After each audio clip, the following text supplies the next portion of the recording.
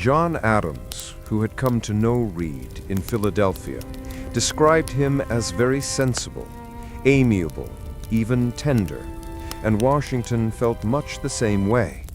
To Reed, as to almost no one, he signed his letters not with the standard "your obedient servant," but "your affectionate and obedient servant." The days were turning cold and blustering, recorded the still uncomplaining Lieutenant Jabez Fitch. The construction of barracks had begun. Washington authorized an order for 10,000 cords of firewood. With epidemic dysentery sweeping through the outlying towns, Dr. Thatcher worried over the numbers of ill soldiers in the camps and crowding the hospital. To add further to the miseries of camp life, local farmers were charging ever higher prices. Washington fumed over such absence of patriotism, his dislike of New Englanders compounding by the day. Yet the faith of the local populace and their leaders in him remained high. They understood the adversities he faced, and they were depending on him, no less than Congress and patriots everywhere were depending on him. As James Warren wrote to John Adams, "He is certainly the best man for the place he is in, important as it is, that ever lived."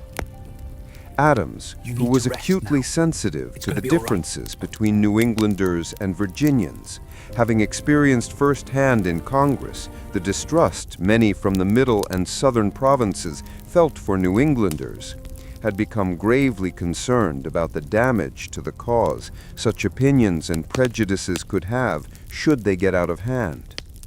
Gentlemen in other colonies have large plantations of slaves and are accustomed, habituated to higher notions of themselves and the distinction between them and the common people than we are.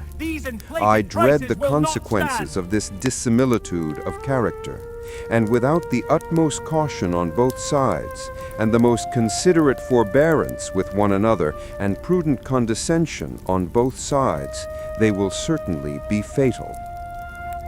Nathanael Greene felt certain that Washington only needed time to make himself acquainted with the genius of the New England troops. Meanwhile, Washington put increasing trust in Greene, as well as another impressive young New Englander, Henry Knox, to whom he assigned one of the most difficult and crucial missions of the war. Colonel Henry Knox was hard not to notice. 6 feet tall, he bulked large, weighing perhaps 250 pounds. He had a booming voice.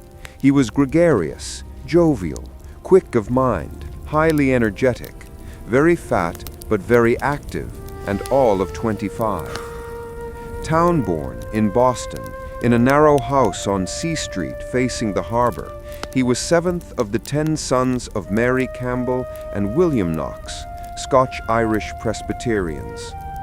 When his father, a shipmaster, disappeared in the West Indies, 9-year-old Henry went to work to help support his mother, and was thus, like Nathanael Greene, almost entirely self-educated.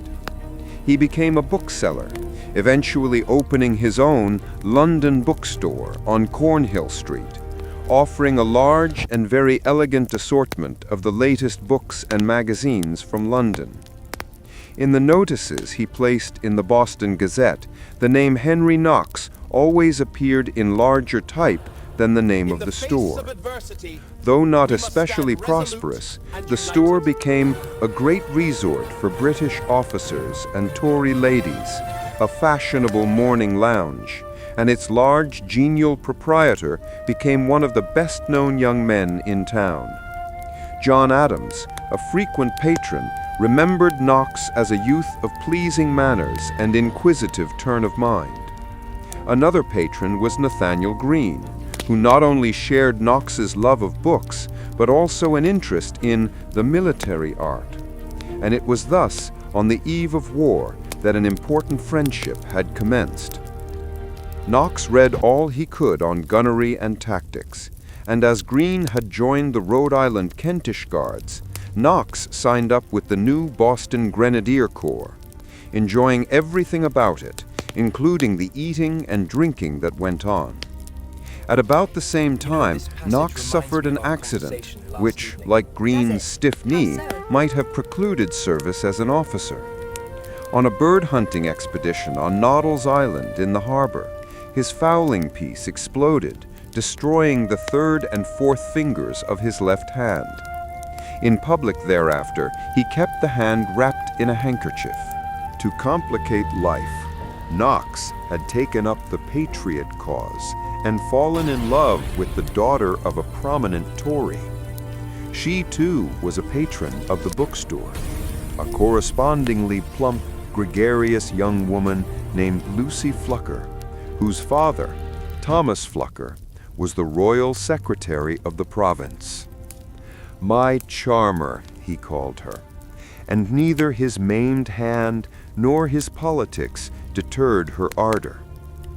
Despite the objections of her family, they were married. When Lucy's father, in an effort to give his new son-in-law added respectability, arranged for Knox to be offered a commission in the British Army, Knox declined. In the tense days following the bloodshed at Lexington and Concord, the young couple packed what little they could carry and slipped out of Boston in disguise.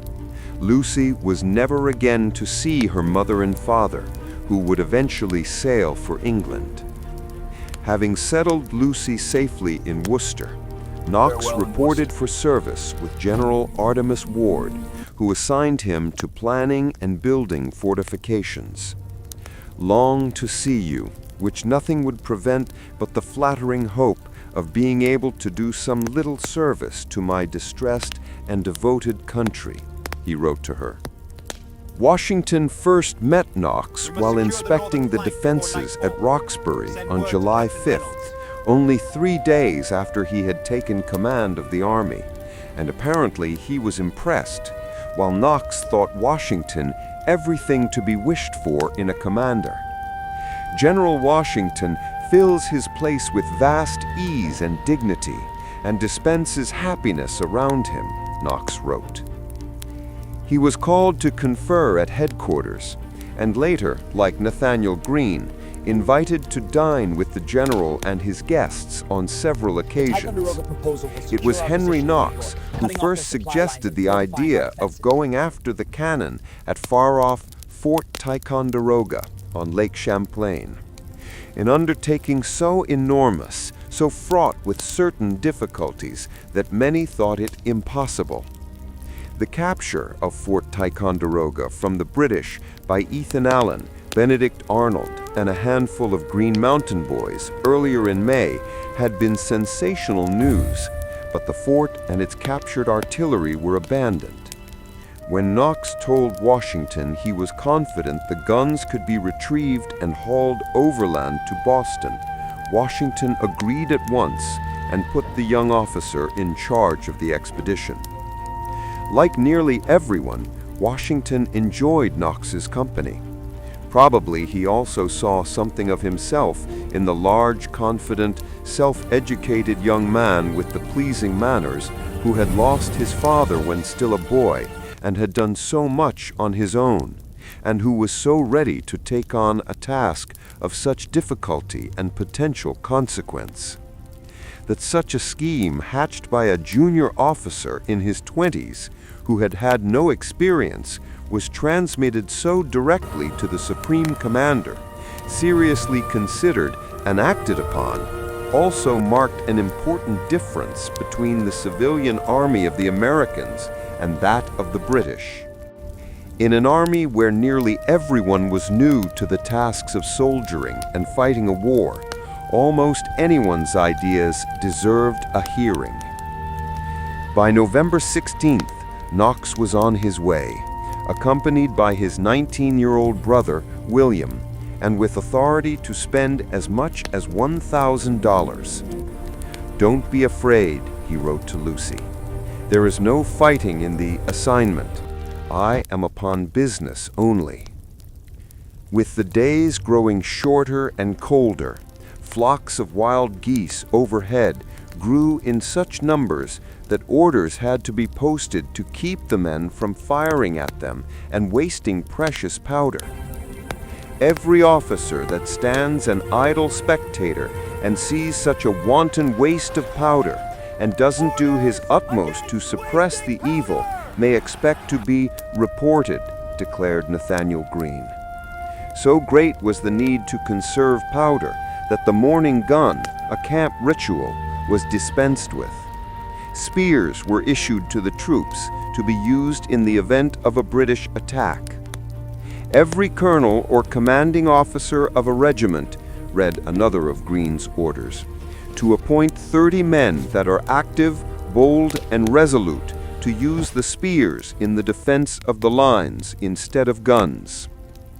The first snow fell on November 21st, and in the days to follow, it was obvious winter had come to stay, with winds as bitter as January and still more snow. The distress within Boston was reportedly extreme.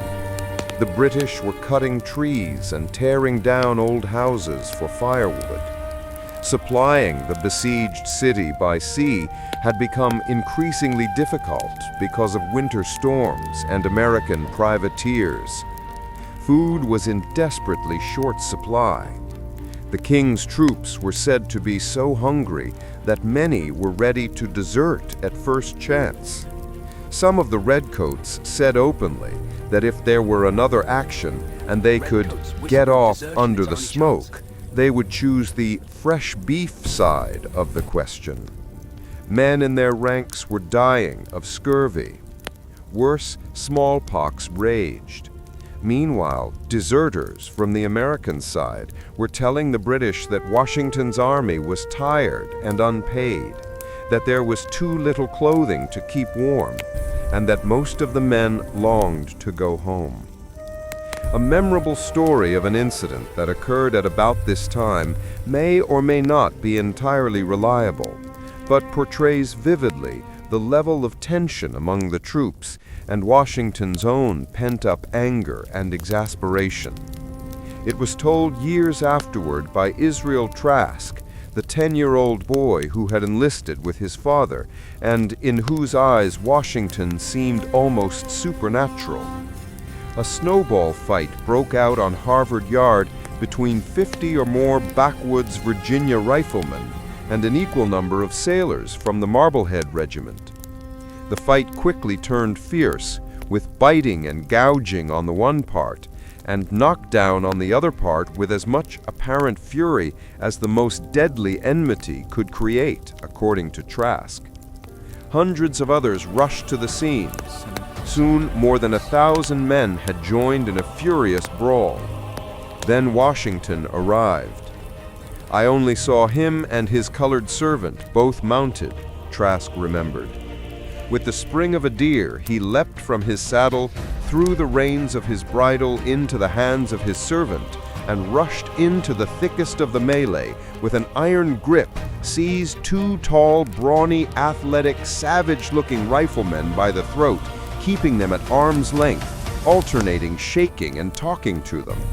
Seeing this, the others took flight at the top of their speed in all directions from the scene of the conflict.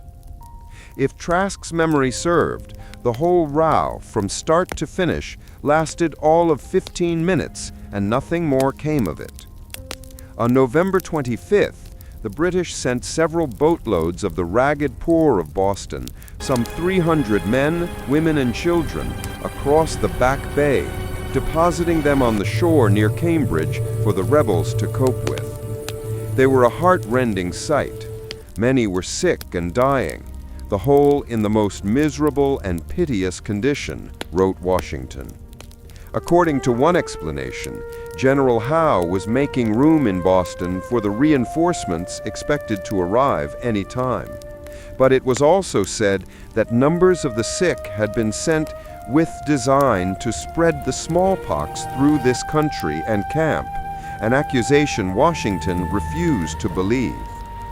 But when another 150 desperate people were dispatched from Boston, as smallpox continued unabated there, Washington described the disease as a weapon of defense they are using against us.